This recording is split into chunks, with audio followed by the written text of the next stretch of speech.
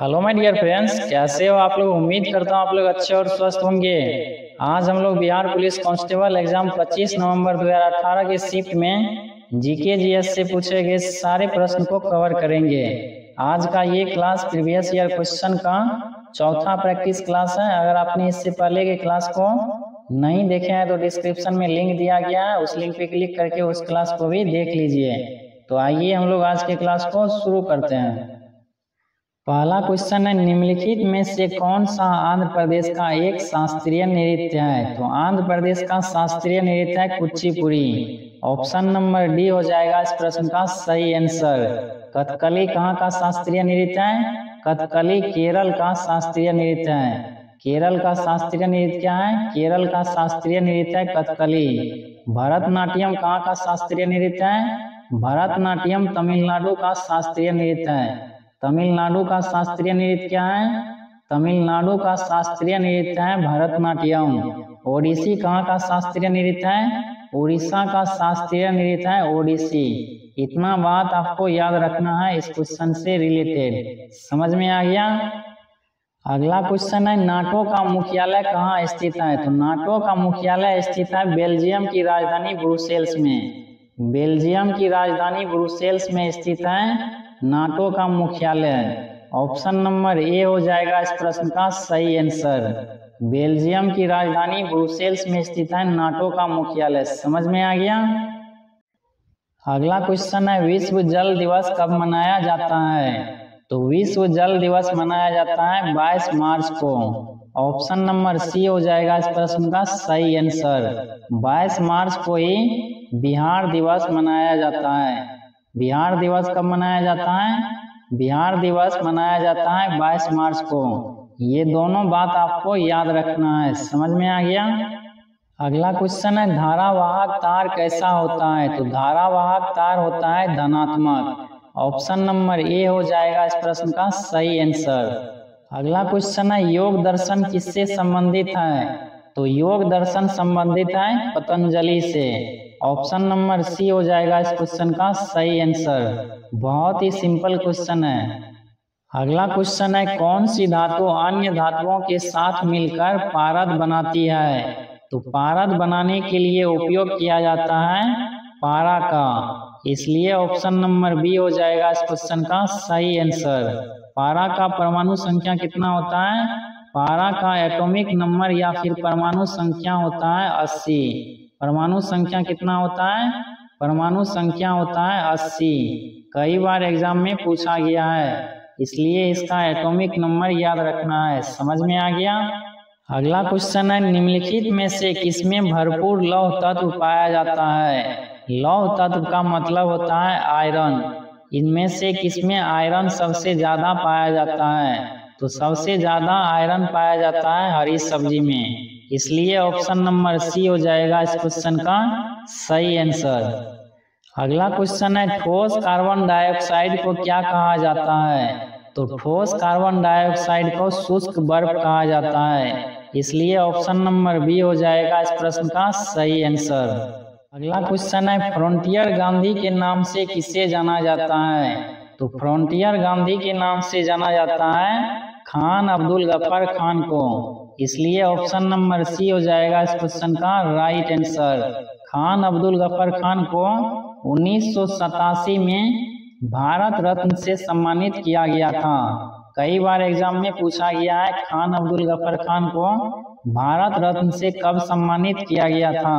तो इसका right answer होगा 1987 में इसे भारत रत्न से सम्मानित किया गया था। अगला क्वेश्चन है, किस अंग्रेज व्यक्ति ने पहली बार श्रीमद् भागवत गीता का अनुवाद अंग्रेजी में किया था? तो अंग्रेजी में भागवत गीता का अनुवाद किया गया था चार्ल्स विलिकन्स के द्वारा, इसलिए ऑप्शन नंबर बी हो जाएगा इस क्वेश्चन का सही आंसर। अगला क्वेश्चन है, इंसुलिन कहाँ से निकलती है? तो इंसुलिन का स्राव होता है अग्न्याशय से या फिर पेनक्रियास से, इसलिए ऑप्शन नंबर ए हो जाएगा इस प्रश्न का सही आंसर। अगला क्वेश्चन है, मानव शरीर में सबसे प्रचुर मात्रा में पाया जाने वाला तत्व कौन सा है? तो मानव शरीर में सबसे प्रचुर मात्रा में पाया जाने वाला तत्व है ऑक्सीजन। ऑप्शन नंबर डी हो जाएगा इस क्वेश्चन का सही आंसर। ऑक्सीजन का परमाणु संख्या कितना होता है? ऑक्सीजन का परमाणु संख्या होता है 8। ऑक्सीजन का परमाणु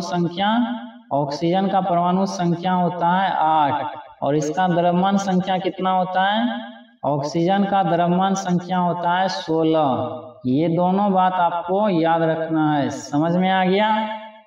अगला क्वेश्चन है, निम्नलिखित में से कौन विद्युत का सबसे अच्छा चालक है? तो विद्युत का सबसे अच्छा चालक होता है चांदी।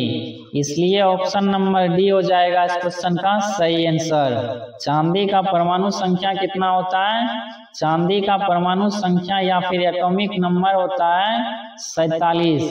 कितना होता है? 47 होता है इसका एटॉमिक नंबर। अगला क्वेश्चन है, सारनाथ का लायन कैपिटल किस शासक से संबंधित है? तो लायन कैपिटल जिस शासक से संबंधित है उसका नाम है अशोक। ऑप्शन नंबर बी हो जाएगा इस क्वेश्चन का सही आंसर।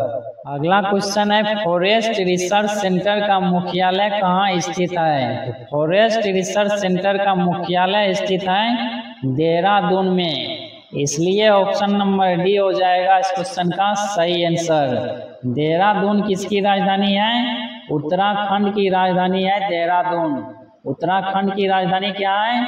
उत्तराखंड की राजधानी है देहरादून। और यहीं पे क्या स्थित है?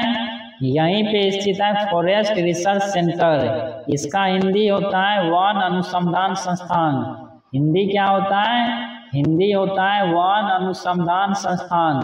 और इसका मुख्यालय कहाँ पे स्थित है? और इसका मुख्यालय स्थित है देहरादून में। इतना बात आपको पता होनी चाहिए इस क्वेश्चन से रिलेटेड। समझ में आ गया?